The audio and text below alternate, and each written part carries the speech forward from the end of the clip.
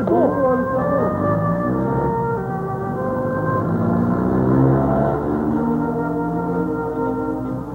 Pare, makita mo mga sandali. Kumanda ron.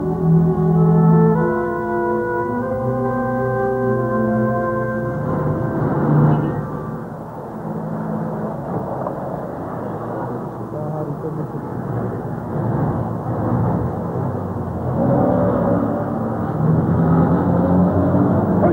Umalis ka dyan! Bakit nagkatahan ka? Ha? Sige ulit! Mamamasyal ka lang, dito pa sa kalsada.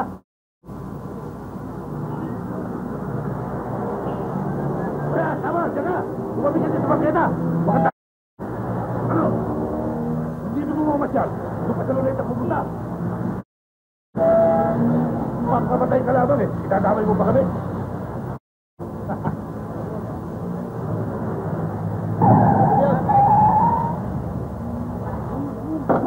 Gwapo ito. Pare, hindi na naman. Babae yan eh. Eh, ba't ka ba nakikira? Hindi mo ka ba? Ha? Abay! Papalag ka? Ha? Hindi! Kung palilig kita? Sige na mga ka. Diba pa kasabi? Sige! Paano ko ito? Paano? Umalis ka na! Palpo!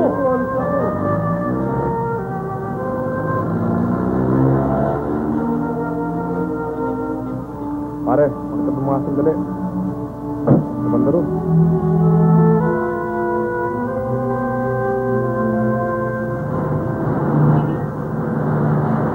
Kailangan ko na umuwi eh. Gabi na. Maraming salamat sa iyo ha. Para sa lahat.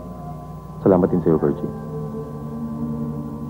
Sana sa susunod na imbitasyon ko sa'yo, pagbibigyan mo ako muli.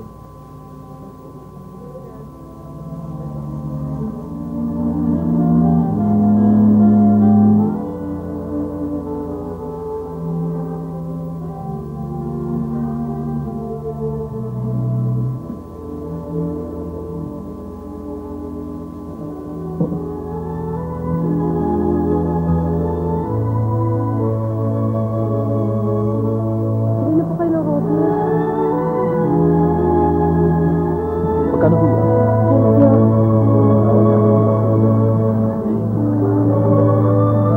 Hey, taxi!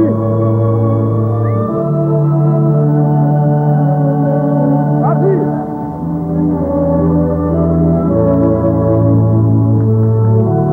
Hey!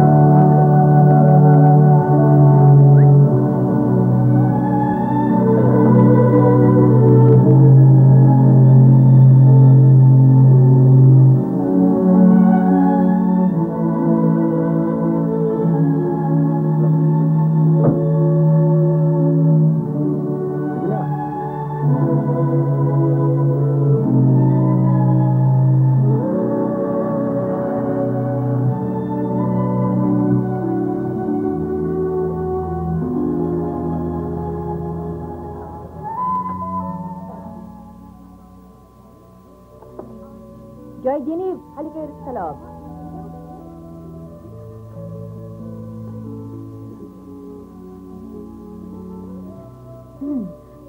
Ano na nga sinasabi mo? O-operate na naman tatay mo. Naku, sa totoo lang, ako na ang sasawa. Labeses na ba na-opera yan?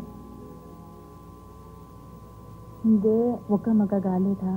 Pero kung ako ikaw, pababayaan ko na lang muna. Jenny naman, talagang mahina katawan ng tatay ko.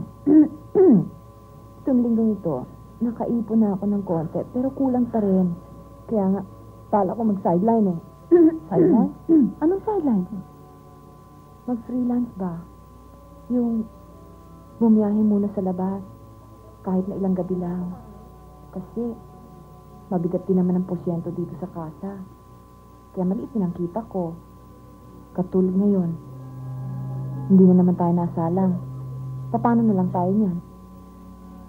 Huwag ka na nga maingay dyan. Baka marinig ka nila dito.